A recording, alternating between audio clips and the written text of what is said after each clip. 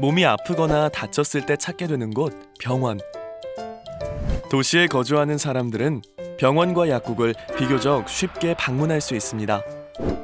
하지만 버스가 자주 다니지 않는 산골 마을이나 배를 타고 외출해야 하는 섬마을처럼 외지에 살고 계신 어르신들은 의료 서비스를 이용하는 것이 쉽지 않습니다.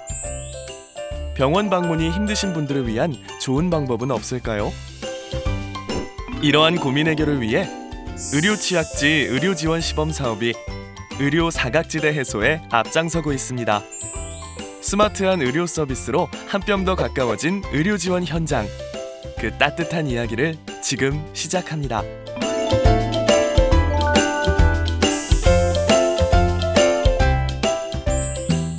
보건진료소장으로서 일을 시작하고 저의 첫 발령지는 횡간도라는 섬마을이었습니다. 어느 날 90이 가까운 어르신께서 엉덩이에 뭐가 돋았나 여간 아픈 게 아니라며 찾아오셨습니다. 나쁜 예감은 왜 틀리는 법이 없는 걸까요? 쑥스러워하는 어르신을 설득해 바지를 걷어 외상을 확인했더니 대상포진이었던 겁니다. 병이 난 부위가 상당히 넓었기 때문에 아직 배 시간이 남아있으니 얼른 읍내병원에 다녀오시라 당부하며 입원 치료까지 필요할 수 있다는 설명도 덧붙였죠. 그런데 다음 날 어르신께서 이젠 옆구리까지 아프다며 또 진료소로 오셨습니다. 대상포진이 옆구리에도 생기고 있었던 겁니다. 저는 속상한 마음에 어제 병원에는 왜 안 가신 거냐며 언성을 높였지만 돌아오는 어르신의 대답은 저의 마음을 아프게 했습니다. 집에서 기다리시는 할머니가 치매여서 어르신이 없으면 대문 앞에 앉아 기다리신다고 만약 비라도 오면 어떻게 해야 하냐는 걱정이 한가득이셨습니다. 어르신의 마음을 헤아려 외과 전문의 선생님과 스마트 진료를 결정했죠. 어르신께서는 다음날 바로 읍내병원에 다녀와 연고랑 복용하실 약까지 넉넉하게 타오셨고 스마트 진료를 통해 상태가 많이 호전되셨죠. 섬에서 코로나19 바이러스 사태 속 스마트 진료는 저와 어르신들의 커다란 등대 역할을 하고 있습니다. 스마트 진료가 전국적으로 확대되어 섬에 거주하는 도민들의 불편함을 해소할 수 있는 날이 오기를 고대합니다.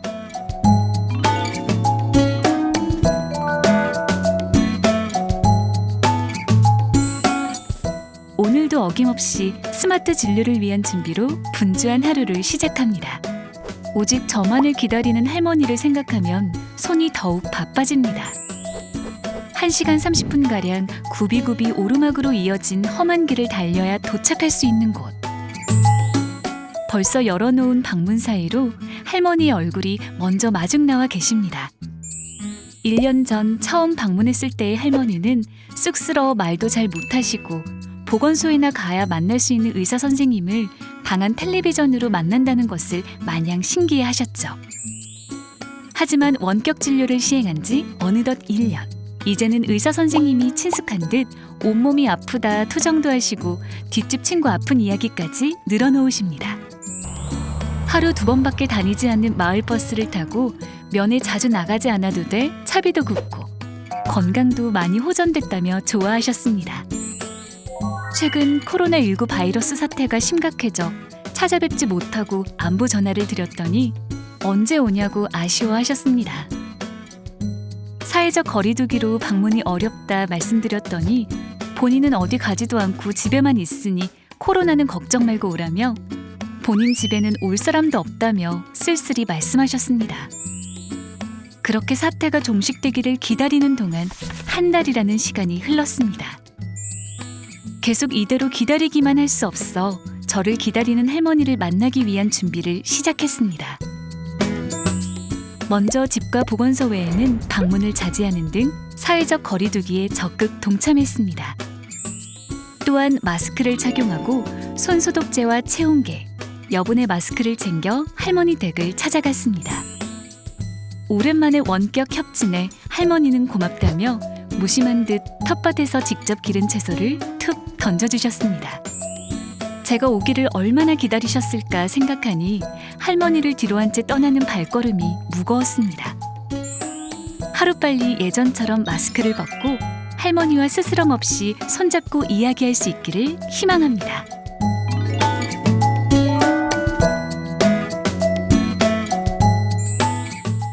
어느덧 의료취약지 의료지원 사업을 수행한 지도 1년이란 세월이 흘렀습니다.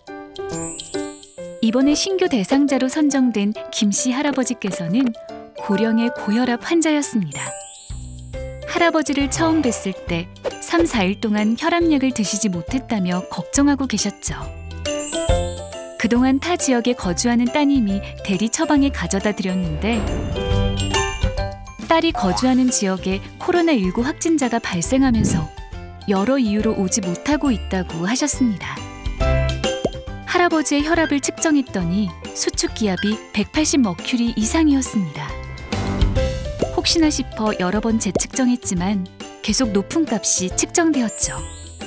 바로 약을 처방받아 가져다 드리고 복용하시도록 했고 앞으로 한 달에 한 번씩 방문해 원격 진료와 혈압약 전달까지 해드린다고 말씀드렸더니 정말 고맙다며 눈물까지 글썽이셨습니다.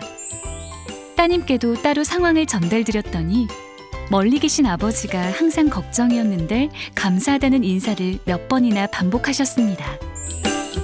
김씨 할아버지뿐만 아니라 다른 분들도 이 사업의 덕을 톡톡히 보고 있다고 하는데요.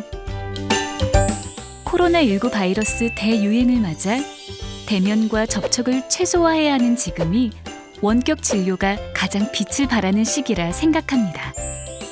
우리 지역에서는 확진자가 발생하기 전 혹시 모를 위기 상황을 대비하기 위해 각 보건소장님들과 협의하여 가정 방문을 최소화하고 약 처방은 기존 30일분에서 60일분으로 늘려 처방하기로 협의했습니다. 다행히 진료 중단 사태가 발생하기 전 모든 진료와 약 전달을 완료할 수 있었습니다. 이처럼 원격 진료의 장점을 살리고 문제점을 찾아 보완한다면 더 나은 의료 취약지 의료 지원 사업이 될 것이라 기대해 봅니다.